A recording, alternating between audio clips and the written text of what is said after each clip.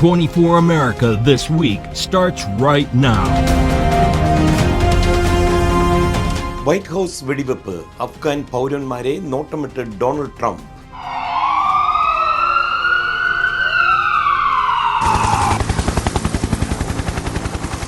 Act of evil, an act of hatred, and an act of terror. അമേരിക്കയിലെങ്ങും Thanksgiving Day celebrations. Are you ready?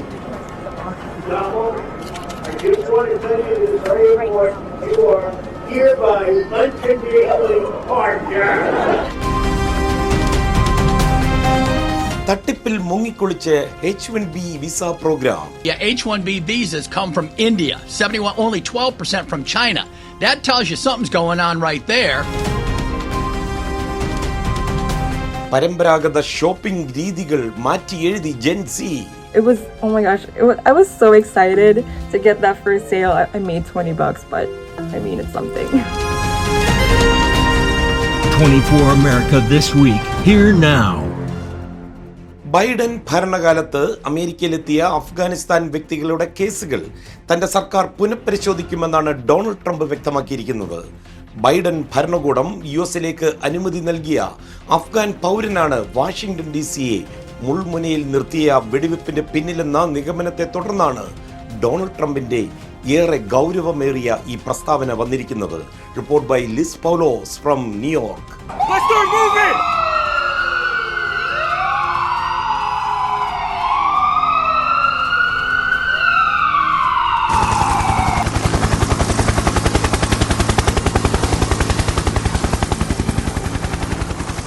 Act of evil, an act of hatred, and an act of terror. President Donald Trump announced Wednesday that his administration will review the cases of all individuals from Afghanistan who entered the United States during the Biden administration. Trump made the announcement from his Mar-a-Lago estate just hours after 2 National Guard troops were critically shot in Washington, D.C. The suspected shooter, Rahmanullah Lakhanwal, is an Afghan national admitted under the Biden-era Operation Allies Welcome program. I heard boom, boom 2 times, and I see both sides of the street. A lot of little children running up the street and adults. We must now re-examine every single alien who has entered our country from Afghanistan under Biden, Trump said, emphasizing the need to take all necessary measures to remove those who do not love our country or add benefit to it. Following the announcement, U.S. Citizenship and Immigration Services halted all immigration processing related to Afghan nationals, focusing on national safety as its priority. This is a targeted shooting. One individual suspect came around the corner. He immediately started firing a firearm at the 2 National Guardmen. Thousands of Afghan refugees were admitted during Biden's tenure, a program that Trump has consistently opposed, pushing for a reduction in refugee admissions. Trump described the attack as the single greatest national security threat facing the nation and confirmed he requested an additional 500 National Guard troops be deployed in Washington, D.C. following the shooting. Because the National Guard has been so effective. One of the 2 U.S. National Guard soldiers, Sarah Beckstorm, has died while the suspect is in custody. This is Liz Paulo signing off, 24 USA. രാജ്യം മുഴുവൻ ലഭിച്ച നന്മകൾക്ക് നന്ദിയോടെ thanks giving day. ഇനി thanks giving day വിശേഷങ്ങൾ.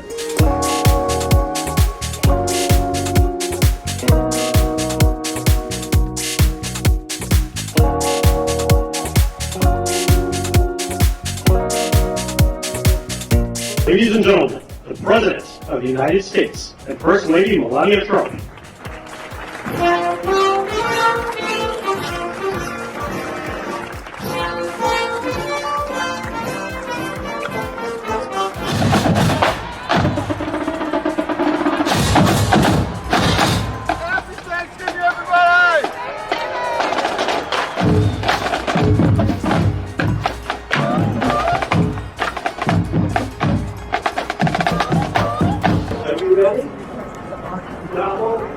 I just want to tell you this is very important. You are hereby unconditionally pardoned.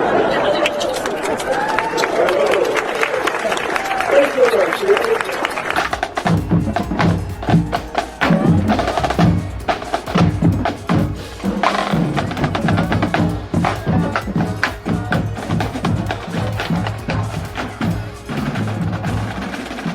അതിമനോഹരമായ white house ബോൾറൂമിന്റെ നിർമ്മാണങ്ങൾക്ക് തുടക്കമായി.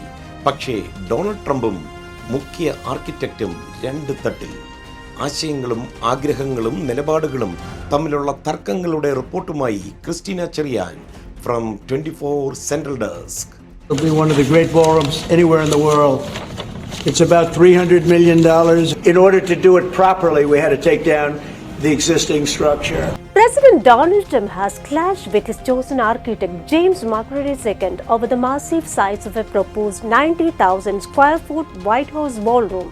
But the White House confirms McCready will stay on as consultant for the $300 million project. Goals as a Catholic architect is to inspire them and sort of shock and awe them in a really nice way, but also to show them. The dispute started as McCready urged restraint regarding the construction.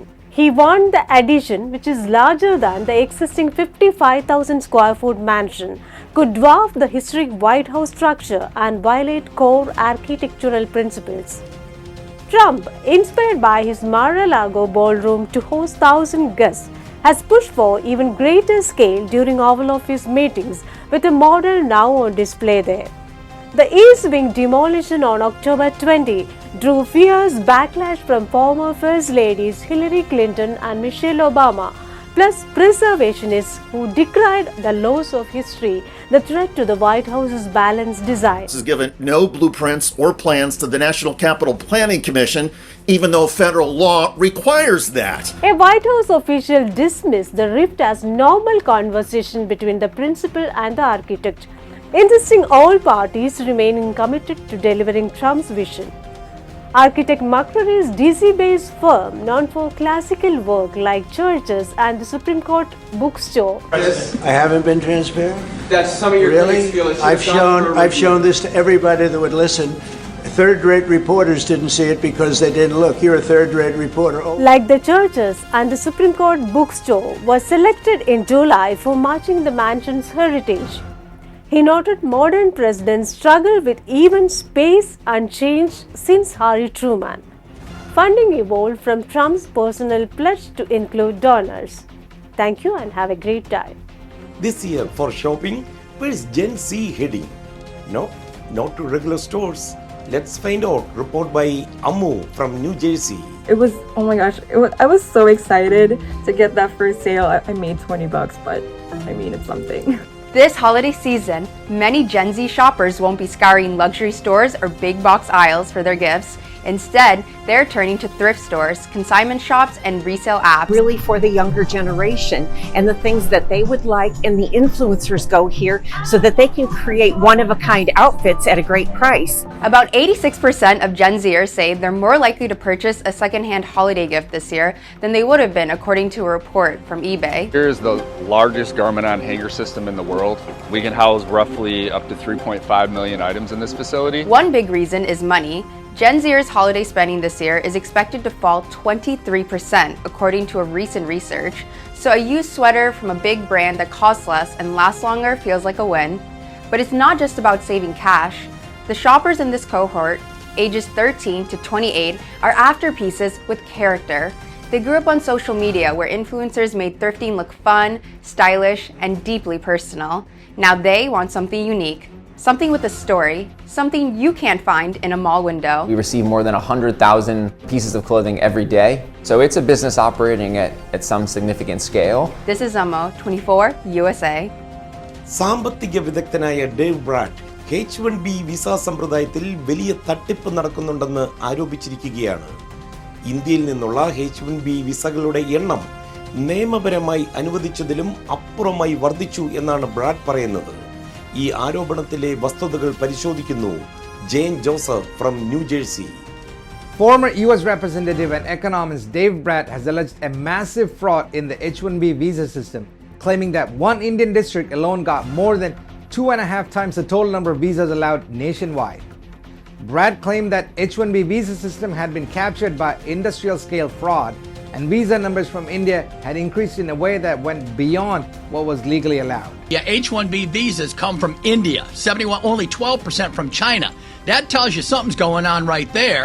Indian nationals are the largest group to benefit from this temporary visa program. Indian-American diplomat Mavash Siddiqui has also alleged massive fraud in the H-1B visa system.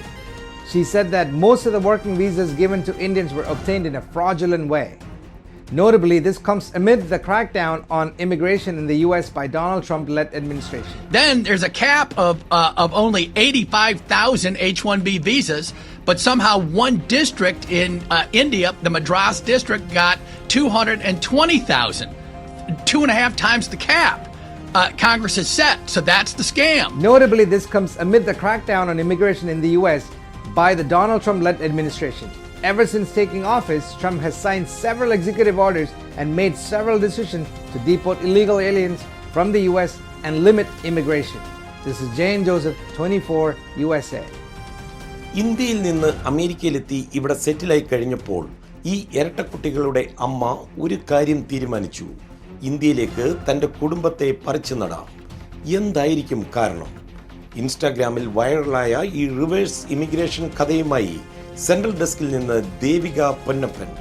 While the news cycle is filled with stories of Indian professionals in the US worried about the uncertainty over Trump's immigration rules, one woman's Instagram post about deciding to move back to India after 17 years in the United States has gone viral. After living in the US for 17 years, we are now in India, and a lot of you have been asking why. There isn't just one reason, and I'll be sharing them with you in this series, but today let's start with when and how this decision really began. Me and my husband always talked about the idea of moving to India one day, especially once we had kids. Dhara, who migrated to the US at 15, married there and had twins, says rising US healthcare cost and the struggle of raising twins without the community support finally pushed her family to return. Reality hit hard after the motherhood. With limited maternity leave, high deductibilities and steep insurance premium made life increasingly unsustainable for the family. But you know how life goes. Between our jobs and daily routines, everything was so scheduled. Then we had our twins and life completely transformed.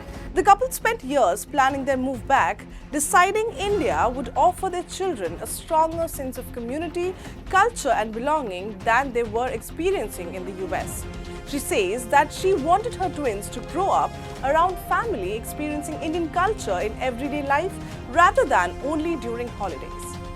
Dhara recounts having just 6 weeks of maternity leave after delivering twins, after which she was expected to resume a normal life while still recovering and exhausted, unlike India where women are entitled to 26 weeks of maternity leave.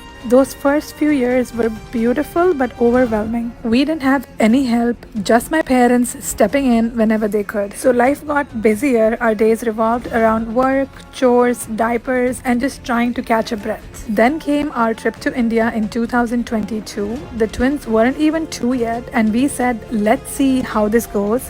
And honestly, that trip changed everything. She also points to a yearly health insurance deductibles of about $14,000 on top of monthly premiums, with quotes later rising to $1,600 a month and $15,000 deductibles that did not even cover the twins. In India, she says healthcare does not feel like luxury, describing quicker access to doctors and support system that feels within reach, unlike the expensive and slow, stressful process she navigated in the US for even minor alignments. We saw how different life could feel here, more people around, more support, more connection, and we loved it. That's when we brought up the conversation again. Seriously this time. From 2022 to 2025, we started planning, renovating our house in America, sorting through our stuff, looking into shipping our things from US to India, and all the small details you never think about until you're doing it. And in 2025, after years of planning about it, we finally made it happen. Routine health concerns that turned into long, costly sagas in the US are, according to her, handled more simply and affordably after the family's return to India.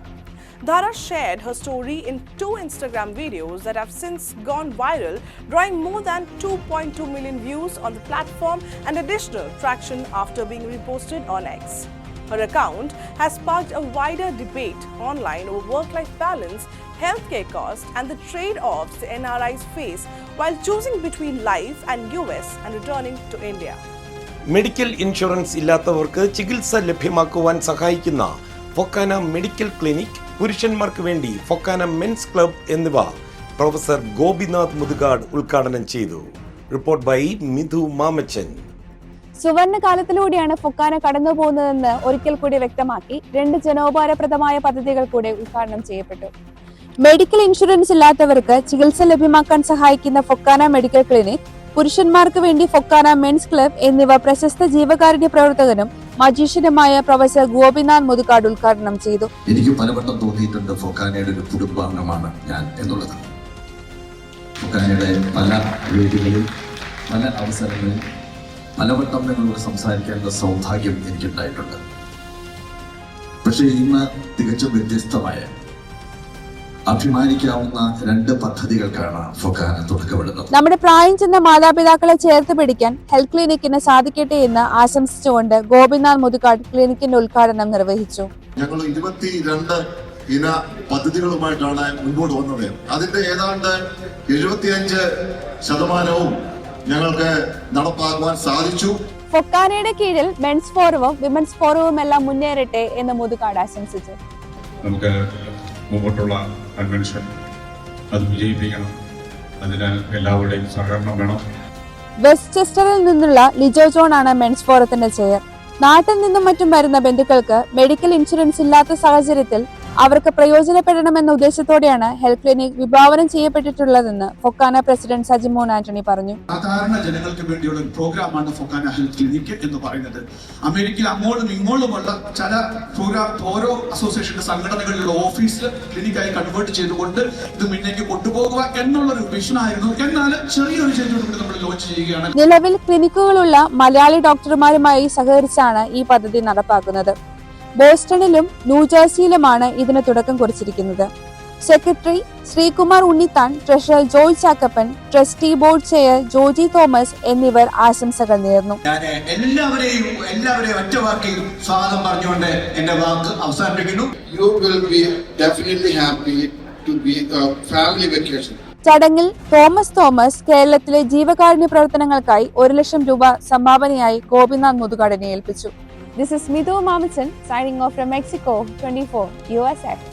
സാങ്കേതിക academic പരിശീലന പദ്ധതി ആദ്യമായി നടപ്പാക്കുന്നതിലൂടെ Kerala association of New Jersey Malayali സമൂഹത്തിനാകെ അഭിമാനമായി മാറിക്കഴിഞ്ഞു. Report by Liz Paulose.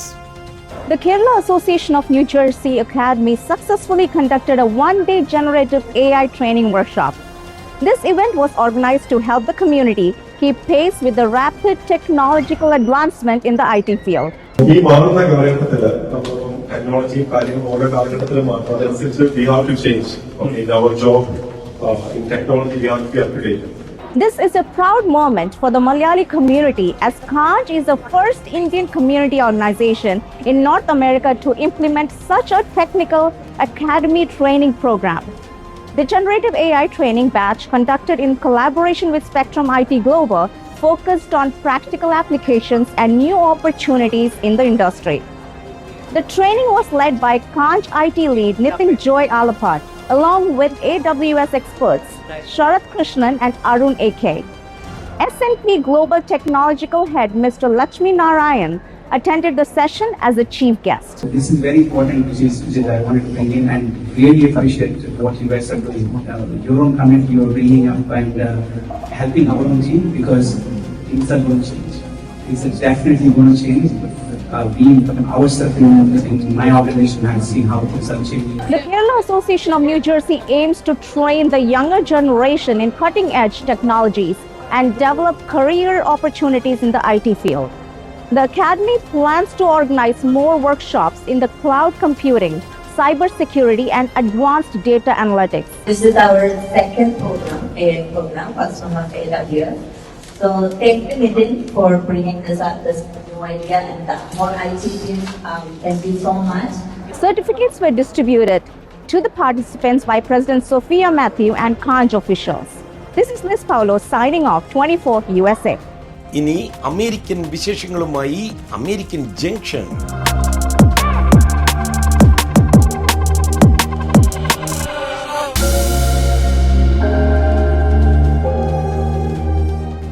America ഒരിക്കൽ കൂടി നന്ദി പറഞ്ഞു പോയ വാരമായിരുന്നു കടന്നുപോയത്. താങ്ക്സ് ഗിവിംഗിന്റെ ചരിത്രത്തിലൂടെ അമേരിക്കൻ ജംഗ്ഷൻ. 1989 അമേരിക്കയിലെ ടർക്കികൾക്ക് സന്തോഷത്തിന്റെ വർഷമായിരുന്നു. തനിക്ക് മുന്നിലെത്തിയ ടർക്കി തീൻമേശയിലേക്കല്ല പോകേണ്ടതെന്ന സുപ്രധാന തീരുമാനം പ്രസിഡന്റ് ജോർജ് W. ബുഷ് എടുത്തതോടെ ടർക്കിക്ക് ക്ഷമ നൽകൽ വൈറ്റ് ഹൌസിന്റെ ഔദ്യോഗിക ചടങ്ങായ കഥയ്ക്ക് തുടക്കമായി. But let me assure you in this fine town Turkey that he will not end up on anyone's dinner table, not this guy. 1863 Christmas കാലത്ത് കശാപ്പ് ചെയ്യാൻ വെച്ചിരുന്ന ജാക്ക് എന്ന ടർക്കിക്ക് എബ്രഹാം ലിങ്കൺ മാപ്പ് എഴുതി നൽകിയതാണ് ഇത്തരത്തിലുണ്ടായ ആദ്യ സംഭവം. എബ്രഹാം ലിങ്കണിന്റെ മകനായ ടാഡ് ഒരു മൃഗസ്നേഹി കൂടിയായിരുന്നു. ക്രിസ്മസിന് കശാപ്പ് ചെയ്യാൻ വൈറ്റ് ഹൌസിൽ കൊണ്ടുവന്ന ടർക്കിയെ ആളങ്ങ് പെറ്റാക്കി. വൈറ്റ് ഹൌസിനു ചുറ്റും തനിക്ക് പിന്നാലെ നടക്കാൻ പരിശീലിപ്പിച്ചു. ക്രിസ്മസിന് ഓമന ടർക്കി കൊല്ലപ്പെടുമെന്ന് ഭയന്ന കുഞ്ഞു ടാഡ് പിതാവിനോട് അതിനെ രക്ഷിക്കാൻ ആവശ്യപ്പെട്ടു. തന്റെ സ്വതസിദ്ധമായ നർമ്മശൈലിയിൽ പാഡൻ എന്നെഴുതി നൽകുകയാണ് അദ്ദേഹം ചെയ്തത്. 2 ടർക്കികളെയാണ് സാധാരണയായി ചടങ്ങിന് തെരഞ്ഞെടുക്കുന്നത്, ടോപ്പ് ടർക്കിയും ബാക്കപ്പ് ടർക്കിയും. ഏതെങ്കിലും കാരണത്താൽ ടോപ്പ് ടർക്കിക്ക് ചടങ്ങിന്റെ ഭാഗമാകാനായില്ലെങ്കിൽ ഡമ്മി നിൽക്കാനുള്ളതാണ് രണ്ടാമത്തെ ടർക്കി. 2008 ജോർജ് ബുഷ് ജൂനിയറിന്റെ കാലത്ത് ബാക്കപ്പ് ടർക്കിക്കായിരുന്നു ക്ഷമ ലഭിച്ചത്. ടോപ്പ് ടർക്കിയായ പെക്കന് ആഘോഷത്തിന് തലേദിവസം സുഖമില്ലാതായതിനെ തുടർന്നാണ് ബാക്കപ്പ് ടർക്കി പംകിന് ബുഷ് ക്ഷമ നൽകിയത്. അമേരിക്കൻ പ്രസിഡന്റിന്റെ താങ്ക്സ് ഗിവിംഗ് ചടങ്ങുകൾക്ക് ഔദ്യോഗികമായി തുടക്കമാകുന്നത് ടർക്കിക്ക് ക്ഷമ നൽകുന്നതിലൂടെയാണ്. ജോൺ എഫ് കെന്നഡി വധിക്കപ്പെടുന്നതിന് 4 ദിവസം മുൻപ് തനിക്ക് കിട്ടിയ ടർക്കിയെ ക്ഷമ നൽകി വിട്ടയച്ചതായി ചരിത്രം പറയുന്നു. മാപ്പ് നൽകുന്ന ടർക്കികളെ ആദ്യമൊക്കെ ഫാമുകളിലേക്കാണ് അയച്ചിരുന്നത്. താങ്ക്സ് ഗിവിംഗ് ഡേ പരേഡിലും അവ പങ്കെടുത്തു. ടർക്കിയല്ലാതെ മറ്റൊരു ജീവിക്ക് ക്ഷമ നൽകിയ രസകരമായ സംഭവവും ചരിത്രം അടയാളപ്പെടുത്തിയിട്ടുണ്ട്. 1926 നവംബറിൽ പ്രസിഡന്റ് കാൽവിൻ കൂളിഡ്ജ് ക്ഷമ നൽകിയത് ഒരു റാക്കൂണിനാണ്. മിസിസിപ്പിയിൽ നിന്നുള്ള വിനി ജോയ്സ് ആണ് റാക്കൂണിനെ പ്രസിഡന്റിന് സമ്മാനിച്ചത്. കശാപ്പിനു ശേഷം തീൻമേശയിലെത്തേണ്ട റാക്കൂണിനോട് സഹതാപം തോന്നിയ കാൽവിൻ കൂളിഡ്ജ് അതിന് ക്ഷമ നൽകി. അമേരിക്കയിൽ കോളനി സ്ഥാപിച്ച ബ്രിട്ടീഷുകാർ അതിന് വേണ്ട സഹായം ചെയ്തു നൽകിയ തദ്ദേശ അമേരിക്കൻ നിവാസികൾക്ക് 1621 നന്ദി സൂചകമായി ഒരു വിരുന്ന് നൽകി. ഇതാണ് പിന്നീട് താങ്ക്സ് ഗിവിംഗ് ദിനമായി മാറിയതെന്നാണ് ചരിത്രം. ഇനി ആ ചരിത്രത്തിലേക്കൊരു എത്തിനോട്ടം. AD 1620 പ്രൊട്ടസ്റ്റന്റ് വിശ്വാസികളായ 100-ലേറെ പേർ 30ഓളം കപ്പൽ ജോലിക്കാരുമായി ഇംഗ്ലണ്ടിലെ പ്ലിമത്തിൽ നിന്ന് ന്യൂയോർക്ക് തീരം ലക്ഷ്യമാക്കി യാത്രയായി. പുത്തൻ മേച്ചിൽപ്പുറങ്ങൾ കണ്ടെത്തി കോളനികൾ സ്ഥാപിക്കുകയെന്നതായിരുന്നു യാത്രികരുടെ ലക്ഷ്യം. ഹഡ്സൺ നദീതീരമാണ് ലക്ഷ്യമിട്ടതെങ്കിലും കപ്പൽ നങ്കൂരമിട്ടത് ബോസ്റ്റണിലെ മാസാച്യുസെറ്റ്സിലായിരുന്നു. തങ്ങളുടെ പ്രദേശത്തേക്ക് അധിനിവേശത്തിനെത്തിയവരെ തദ്ദേശീയരായ റെഡ് ഇന്ത്യക്കാർ പല്ലും നഖവും ഉപയോഗിച്ചെടുത്തപ്പോൾ കപ്പലിൽ തന്നെ തുടരാനായി അവരുടെ വിധി. ക്ഷീണിച്ചു വന്ന കപ്പൽ യാത്രക്കാർ വിശ്രമം ചെയ്ത സ്ഥലത്തെ പ്ലിമത്ത് റോക്ക് എന്ന് അറിയപ്പെടുന്നു. ഒരു വശത്ത് പട്ടിണിയും പരിവട്ടവും, മറുവശത്ത് പകർച്ചവ്യാധികൾ. വലിയൊരു ലക്ഷ്യവുമായി പുറപ്പെട്ട യാത്രക്കാരുടെ കാര്യം കഷ്ടത്തിലായി. പകുതിയിലേറെ പേർക്ക് ജീവൻ നഷ്ടമായി. പതുക്കെ അന്തരീക്ഷം മാറി തുടങ്ങി. റെഡ് ഇന്ത്യക്കാർ അവരെ കൃഷി ചെയ്യാനും വേട്ടയാടാനും മീൻ പിടിക്കാനും പഠിപ്പിച്ചു. രംഗം 1 ഇവിടെ അവസാനിക്കുന്നു. ജീവിതം കരുപ്പിടിപ്പിക്കാനുള്ള വിദ്യകൾ പഠിച്ചതോടെ തൊട്ടടുത്ത വർഷം അവർക്ക് ലഭിച്ചത് വലിയ വിളവ്. ആവശ്യത്തിലേറെ വിളവിനൊപ്പം ശൈത്യകാലത്ത് ശേഖരിച്ചു വെക്കാൻ ആവശ്യമുള്ളതും ലഭിച്ച അതിഥികൾ സന്തുഷ്ടരായി. സന്തോഷവും സമാധാനവും നിറഞ്ഞ ദിനങ്ങൾക്ക് ദൈവത്തിന് നന്ദി പറയാൻ അവർ ഒത്തുകൂടി. തങ്ങളെ സഹായിച്ച റെഡ് ഇന്ത്യക്കാരോടുള്ള നന്ദിയും അവർ വ്യക്തമാക്കി. And it's time to sign off. See you next week. This is Madhu Kotarikara, 24.